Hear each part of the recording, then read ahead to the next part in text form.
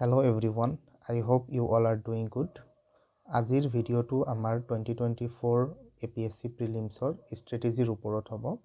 চ' friends, আমি চাব গ'লে আমাৰ কম্পিটিশ্যনটো ডে বাই ডে ইনক্ৰিজ হৈ গৈ আছে।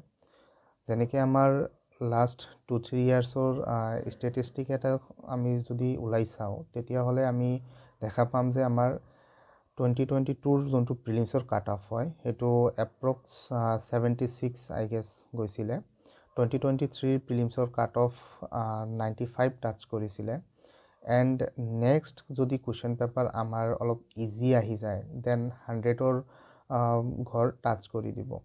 চ' কুৱেশ্যন পেপাৰটো আমাৰ টাফ হ'লে হয়তো কাট অফ আৰু কমিও যাব পাৰে। চ' কাট অফ কমিব নে বাঢ়িব এইটোৰ ওপৰত ডিপেণ্ড কৰিতো আমি এক্সাম নিদিওঁ। চ' আমাৰ এখন বল্ড ষ্ট্ৰেটেজি লাগিব যাতে আমি চিয়'ৰ এণ্ড চাৰ্টেইন থাকোঁ যে আমাৰ এই প্ৰিলিমছটো ক্লিয়াৰ হ'ব আৰু একো টেনশ্যন নোলোৱাকৈ আমি যাতে মেইনছৰ কাৰণে ভালদৰে প্ৰিপাৰেশ্যন ল'ব পাৰোঁ। চ' এতিয়া চাব গ'লে যে আমাৰ APSCৰ কুৱেশ্যনছ পেপাৰ যোনবিলাক হয় সেইবিলাক আমি আগতকৈ অলপ ডিফাৰেণ্ট দেখা পাওঁ। ডিফাৰেণ্ট ইন দ্য চেন্স কেনেকুৱা হয় কি আমাক ষ্টেটমেণ্ট বেছড কুৱেশ্যন সোধা যায়। ষ্টেটমেণ্ট বেছড কুৱেশ্যনছৰ আমাৰ প্ৰব্লেমটো হয় কি যে আমাৰ চাৰিওটা ষ্টেটমেণ্ট জনা থাকিব লাগে। যদি আমাৰ এটা ষ্টেটমেণ্ট জনা নাথাকে তেতিয়াহ'লে আমি কোনটো অপশ্যন কাৰেক্ট হ'ব সেইটো অপশ্যন উলিয়াব নোৱাৰোঁ আৰু বহুত টাইমত আমাৰ মানে এইবিলাক টাইম কনজিউমিং হয় আমাৰ কাৰণে। চ' আমি কিদৰে ষ্টাডি কৰিম, কোনখিনি পৰ্শ্যনৰ পৰা APSCয়ে বেছিকৈ কুৱেশ্যন সুধি আছে, কোনখিনি পৰ্শ্যনক আমি অলপ এক্সক্লুড কৰিব পাৰি বা কি ছাবজেক্টছ আমি স্পেচিয়েলি GS 1ত আমাৰ যোনবিলাক polity, history, environment, ecology, geography, আপোনাৰ অসমৰ পৰ্শ্যন যোনখিনি আছে সেইখিনিৰ পৰা কাৰেণ্ট এফেয়াৰ্ছৰ পৰ্শ্যন সেইখিনি চবখিনি আমি চাব লাগে। তথাপিও ৱেইটেজ লাষ্ট 2-3 ইয়াৰ্ছত কোনখিনি APSCয়ে বেছি দি আছে সেইখিনি চোৱাটো আমাৰ কাৰণে অত্যন্ত গুৰুত্বপূৰ্ণ।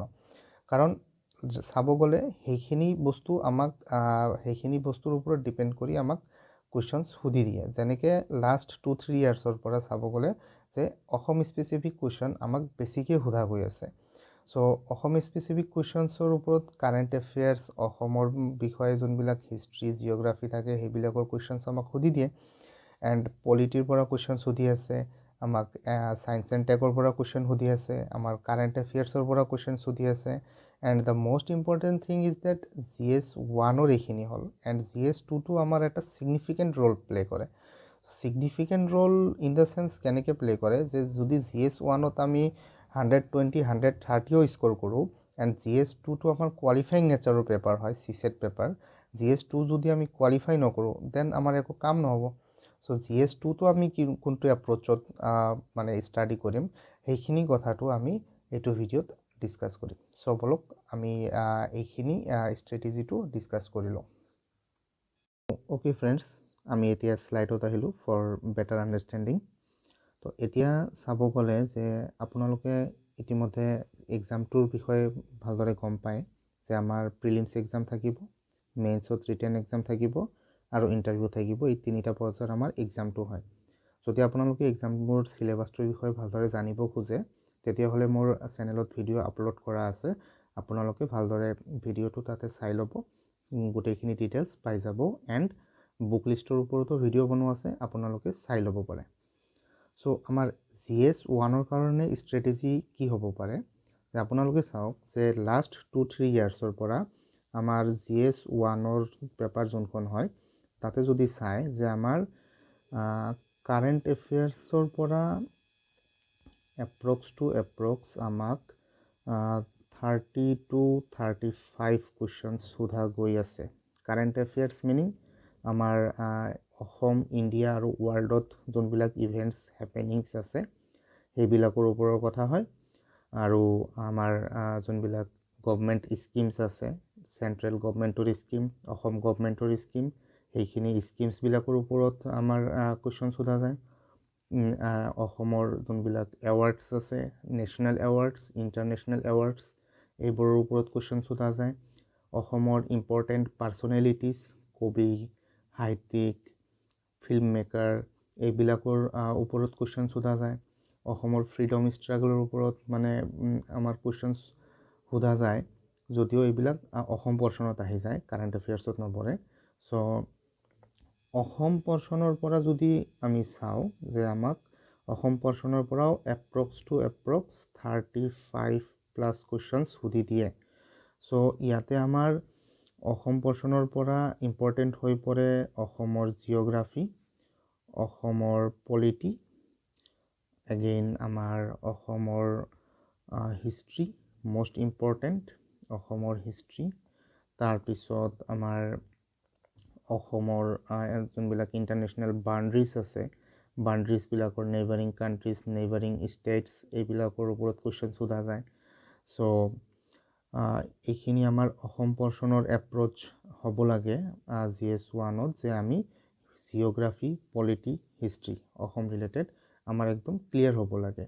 এণ্ড কাৰেণ্ট এফেয়াৰ্ছৰ বিষয়ে যদি আমি ক'ব যাওঁ, তেনেহ'লে আমাৰ নিউজ পেপাৰ্ছৰ ওপৰত মষ্টলি ডিপেণ্ডেবল হ'বই লাগিব।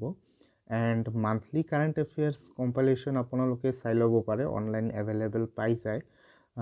SPM আছে, লুচেণ্ট আছে। চ' এইবিলাক ইনষ্টিটিউটৰ কাৰেণ্ট এফেয়াৰ্ছবোৰ ভাল হয়। চ' তাতে আপোনালোকে ডেফিনেটলি গৈ চাব পাৰে। দেন মই স্পেচিয়েলি কাৰেণ্ট এফেয়াৰ্ছৰ ওপৰত কম্পাইলেশ্যন ভিডিঅ' আপলোড কৰি যাম, আপোনালোকে ফ'ল' কৰিব পাৰে। দেন আমাৰ আহি যায় ইণ্ডিয়ান পলিটি। চ' পলিটিৰ ওপৰত আমাৰ এভৰি টাইম 9 to 12 কুৱেশ্যনছ থাকিয়ে যায় পলিটিৰ ওপৰত। আমাৰ এনভাইৰনমেণ্ট আৰু ছায়েন্স এণ্ড টেক মিলাই আমাৰ 10 to 15 কুৱেশ্যনছ আৰামতে থাকি যায়। আৰু এইকাৰণে আমাৰ যোনটো GS1ৰ ষ্ট্ৰেটেজি হ'ব লাগে, সেইটো হ'ব লাগে আমাৰ এপ্ৰক্স আমাৰ 115 to 120 মাৰ্কছ। চ' 115 to 120 মাৰ্কছৰ যদি আমি টাৰ্গেট এটা ৰাখোঁ, তাতে আমাৰ 4টা to 5টামান কুৱেশ্যন আমাৰ খেলি মেলি হয়, প্ৰত্যেকবাৰে হয়। তাৰে এনচাৰ সলনি হয়, এনচাৰ কি সলনি হয়। চ' 4-5টামান কুৱেশ্যন আমাক কনচিডাৰ কৰিবই লাগিব। চ' এইখিনি কনচিডাৰ কৰি যোৱাৰ পিছত আমাৰ কাট অফ মাৰ্কৰ টেনশ্যনটো তেতিয়া নাথাকে। ইয়াতে মষ্ট ইম্পৰ্টেণ্ট কথাটো হ'ল যে আমাৰ PYQ আমাৰ ছল্ভ কৰিবই লাগিব। এতিয়া UPSC এণ্ড APSCৰ PYQ আমাৰ কাৰণে অত্যন্ত গুৰুত্বপূৰ্ণ। এতিয়া দেখা গৈ আছে যে আমাৰ UPSCৰ লাষ্ট 10 yearsৰ PYQ আমাক লাগিবই, কাৰণ APSCয়ে UPSCৰ লাষ্ট 10 yearsৰ PYQৰ পৰা ষ্টেটিক পৰ্চনৰ কুৱেশ্যনছ কিছুমান ডাইৰেক্ট উঠাই দি আছে। চ' সেইকাৰণে আমাৰ UPSCৰ PYQটো গুৰুত্বপূৰ্ণ হৈ আছে। APSCৰ PYQ আমাৰ এইকাৰণে জনাটো জৰুৰী যে আমি কি পঢ়িব লাগিব। লাষ্ট 2-3 yearsত আমাক কোন ছাবজেক্ট মেটাৰৰ ওপৰত আমাক কুৱেশ্যনছ সুধি আছিলে, এইখিনি বস্তু বুজিব হ'লে আমাক APSCৰ PYQ ৰেফাৰ কৰিবই লাগিব। এণ্ড বুকছ আমি কি পঢ়িম, এইবিলাকৰ ওপৰত মই ভিডিঅ' অলৰেডি বনাইছোঁ, আপোনালোকে গৈ চাই ল'ব পাৰে। নেক্সট আমাৰ ষ্ট্ৰেটেজি আহি গ'ল CSET পেপাৰ GS2। তো CSET পেপাৰৰ কাৰণে মই এখন বুকৰ কথা কৈছিলোঁ, আৰিহেণ্টৰ ক্ৰেকিং দ্য CSET বুক বুলি এখন বুক আছিলে। চ' এইখন বুকখন আপোনালোকে ৰেফাৰ কৰিব পাৰে, তাতে একো প্ৰব্লেম নাই। দেন আমাৰ APSCৰ PYQ লাষ্ট 2-3 yearsৰ এগেইন PYQ আমাৰ চাবই লাগিব। এণ্ড UPSCৰ PYQ আপোনালোকে ৰেফাৰ কৰিবই লাগিব। তাৰে পৰা আমাৰ কুৱেশ্যনছবোৰ একজেক্ট ৰেপ্লিকা নহয় যদিও কনচেপচুৱেল ক্লাৰিফিকেশ্যন এণ্ড কুৱেশ্যনছবোৰ কি টাইপত আমাৰ চিভিল ছাৰ্ভিচ এক্সামিনেশ্যনত সোধা যায়, সেইখিনিৰ একজেক্ট আইডিয়া এটা আপোনালোকে পাই যাব। চ' ইয়াতে যদি মই ক'ব যাওঁ GS2ৰ ষ্ট্ৰেটেজি, চাওক CSETত আমাৰ কুৱেশ্যন পেপাৰ যোনটো থাকে সেইটো 3টা ভাগত থাকে। এটা হ'ল আমাৰ কম্প্ৰিহেনশ্যন, তো নেক্সট আমাৰ থাকে ৰিজনিং, নেক্সট আমাৰ থাকে মেথামেটিক্স। চ' APSCত বাৰু ডিচিশ্যন মেকিঙো থাকে। যদি মই ছাপ'জ মেথছৰ পৰ্চনখিনি অনেষ্টলি স্পিকিং মই মেথছত অলপ উইক, চ' মই মেথছত যিকেইটা পাৰোঁ মই একজেক্টলি চিয়'ৰ এণ্ড চাৰ্টেইন সেইকেইটাহে মই এটেম্প্ট কৰোঁ, বাকী এটেম্প্ট মই নকৰোঁ। কম্প্ৰিহেনশ্যন মোৰ ষ্ট্ৰং আছে, ৰিজনিং মোৰ ষ্ট্ৰং আছে, এণ্ড ডিচিশ্যন মেকিং মোৰ ষ্ট্ৰং আছে। চ' মই এই তিনিটা মেটাৰত মই ফ'কাছ ৰাখিম। মোৰ ফ'কাছ এই তিনিটা থাকিব। আৰু এই তিনিটাত যদি আপোনালোকে ফ'কাছ ৰাখে তেতিয়াহ'লে চাব আউট অফ 80 কুৱেশ্যন আপোনালোকে 50 to 55 কুৱেশ্যনছ আৰামতে এটেম্প্ট কৰিব পাৰি আছে। আৰু 50 to 55 কুৱেশ্যন যদি আপোনালোকে এটেম্প্ট কৰিব পাৰি আছে তেতিয়াহ'লে আপোনালোকৰ যোনটো কোৱালিফাইং মাৰ্ক হয় 67 এপ্ৰক্স, তো 67 আপোনালোকৰ আৰামতে ওলাই গৈ আছে। চ' ইয়াতে এপ্ৰ'চ GS2ৰ কাৰণে এইটোৱে হ'ব লাগে যে APSCৰ লাষ্ট ইয়েৰৰ কুৱেশ্যন চাওক, কি টাইপৰ কুৱেশ্যনছ আমাক সুধি আছে, আমাক ডিচিশ্যন মেকিঙৰ কেনেকুৱা টাইপৰ কুৱেশ্যন সুধি আছে, আমাক ৰিজনিঙৰ কুৱেশ্যনছ কেনেকুৱা সুধি আছে, কম্প্ৰিহেনশ্যন কেনেকুৱা সুধি আছে, এইবোৰ ছল্ভ কৰক।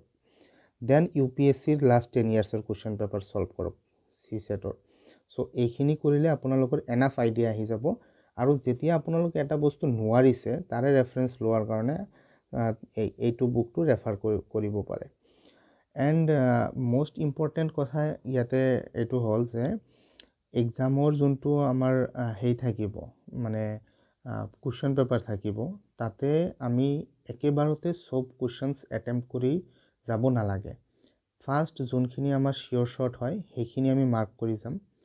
দেন আমি আহিম যোনবিলাকত আমাৰ অলপ চলপ ডাউট থাকিব সেইবিলাক, য'ত আমি যেতিয়া মানে চিয়'ৰ হৈ যাম যে নাই এইটোৱে হ'ব, তেতিয়াহ'লেহে আমি এইটো অপশ্যন টিক কৰিম। এনেকৈ কৰি গ'লে আমাৰ কাৰেণ্ট এফেয়াৰ্ছ, অসমৰ পৰ্চন, পলিটি এইখিনি মিলাই আমাৰ লাইক 70 to 80 কুৱেশ্যনছ আমি কৰি দিব পাৰিম। আৰু যোনটো আমাৰ কাট অফ মাৰ্ক থাকে, কাট অফ মাৰ্কতকৈ বহুত বেছি হৈ যাব এইটো। এণ্ড আপোনালোকে যদি অনলি চিয়'ৰ শ্বৰ্ট কৰিব পাৰে ভালদৰে, অসমৰ পাৰ্টখিনি যদি ষ্ট্ৰং এটা বেছ বনাই লয় অসমৰ পৰ্চনত, এণ্ড আমাৰ কাৰেণ্ট এফেয়াৰ্ছৰ যদি এটা ষ্ট্ৰং হোল্ড থাকে আপোনালোকৰ, দেন আৰামতে প্ৰিলিমছৰ এক্সামটো আৰামতে ওলাই যাব। চ' আজিৰ ভিডিঅ'ত এইখিনিয়ে ডিছকাশ্যন আছিলে। ভিডিঅ'টো ভাল লাগিলে চেনেলটো ছাবস্ক্ৰাইব কৰিব আৰু বেলেগক শ্বেয়াৰ কৰি দিব, নিশ্চয়কৈ তেওঁলোক হেল্পফুল হ'ব। Thank you so' much for your support. Thank you so' much guys.